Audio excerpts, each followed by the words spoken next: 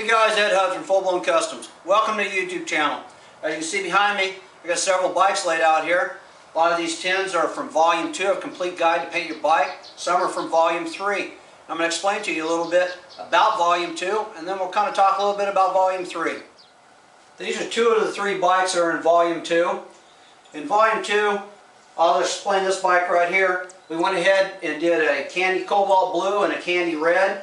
Clear coated that, sanded it, and now I'm laying out travel graphics.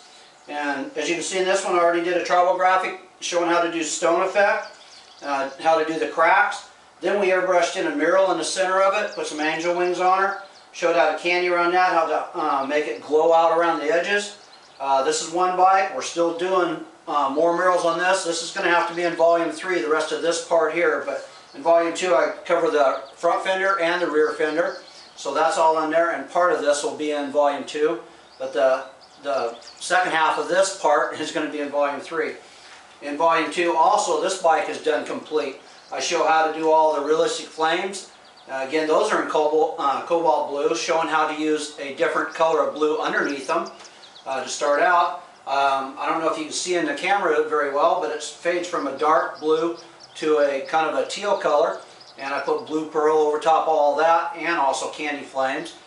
Did some graphics, pinstriping, and also another bike. I show how to spray a kind of a charcoal gunmetal gray metallic, and then we put ghost flames on that using silver ice pearl. But all three of those bikes will be in Volume 2. Also in Volume 2, everybody asked me about how I buff out all my projects. It doesn't matter whether it's a bike, a car, a boat, it doesn't matter what it is. I use the same procedure in every single one of them. I brought in a friend of mine that works with me. His name's Ben Donnelly.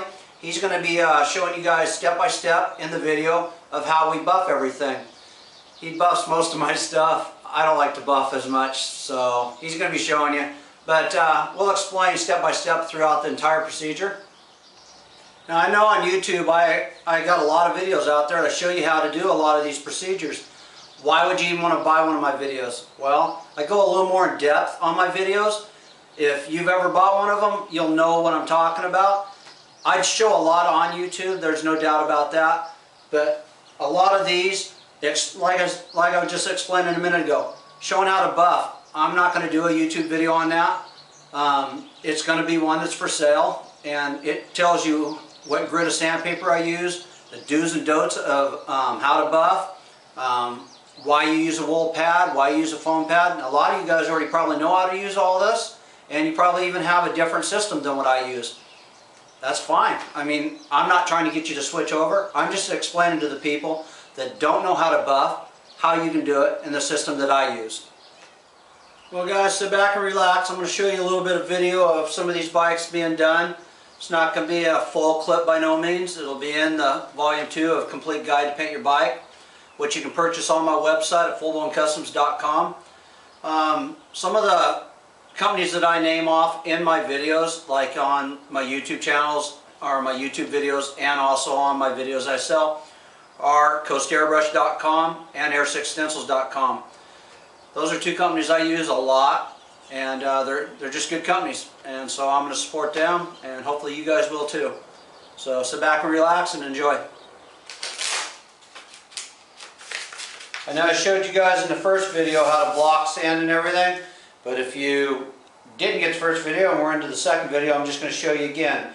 I've went ahead and stripped off all the graphics on the side, the pinstripes and the lettering that was clear coated over. Now I'm using a soft block with 320 grit, and I'm sanding it. And what this black here is a guide coat on top of my gray primer. What happens is when I sand this, if there's any black areas left, that means that's a low spot, and that's why you use a guide coat.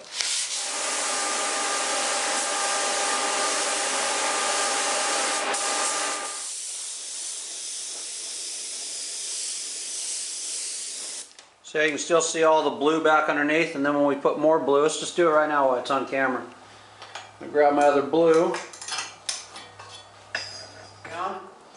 And what I'm doing, I'm going to already marked it back here where I know that goes.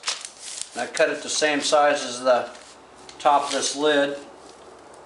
Just So I'm going to lay this design out with tape on one side. Then I'm going to do the same thing. I'm going to take another piece of tracing paper, lay it over top. I'm going to draw that in. Then I'm just going to flip it over and do it on this side. Because our original drawing that I'm going to actually use on the... We're going to do the same thing now that we just did on the lid pieces. I already got this one done. This is the side. And what I'm going to do is we used it this way. I'm just going to outline each one of these.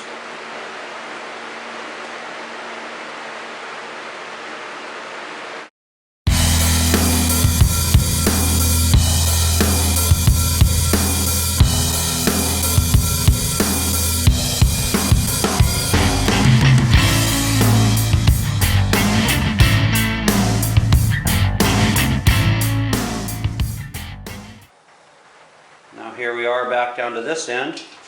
You can do the same thing across here, back down to this end. Make sure it's level. Don't do it like this or like that, but you can look across the front of your fender and see. I like that. And then we'll curve that back up.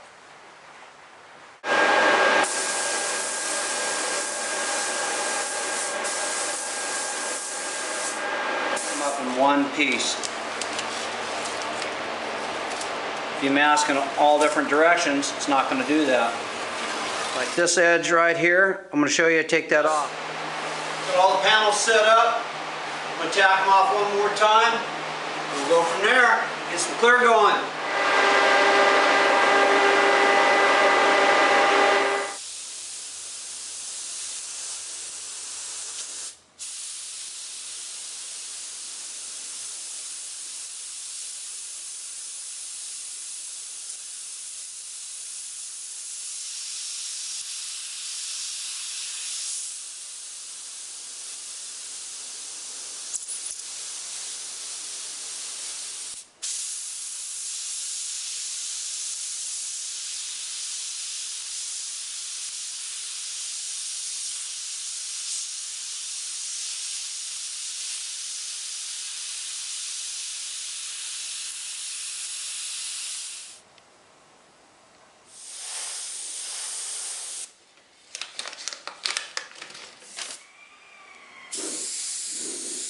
I'll let it go back up under the seat. I'm going to blend it back into the candy. Just air drying it right now. What air drying does, it just speeds up the process of the... Got a tank all ready to buff out right now. We got Ben right here. He's going to go ahead and start buffing. But I'm going to let him explain a little bit about what he's using, the products that we're going to use, and why he's sanding it the way it is. Take over. So we're going to use a DA dual action sander, wet sandpaper. It's closed coat sandpaper, so it doesn't diminish any of the abrasive on the sandpaper. And keeping it wet and just DA it flat. It helps wash away some of the debris so it doesn't load up in pigtail. And what is a pigtail? Explain that. A pigtail is basically what Explain to him what it is. What an interface pad is, it goes between your DA pad here and your sandpaper, and all it does is it adds a little bit of extra cushion so we can get the contours of this tank. Helps us roll over these rounded edges. Otherwise, if we had a flat pad, it's too easy to cut in and cut flat spots in a flat. So now we're going to start using the ultra cutting.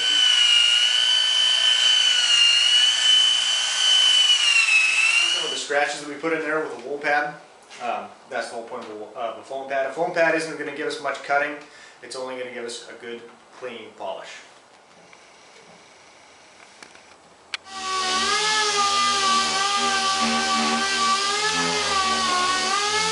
So you can see we got all the parts hanging up. I've already did all the body work on them, all the prep work, primered them, blocked them out. They're all sitting here ready. We still got to do a little bit of masking on this helmet right here, but that's basically it. We're going to blow them off. We're going to wipe.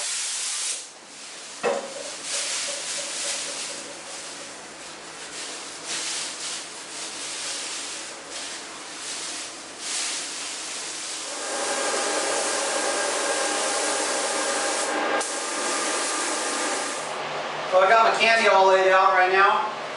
I did the silver wrinkle finish, and then I added cobalt blue candy. And before we start applying body filler, we're going to use a tank liner kit. Now it comes with part A and part B, and then it comes with a cream.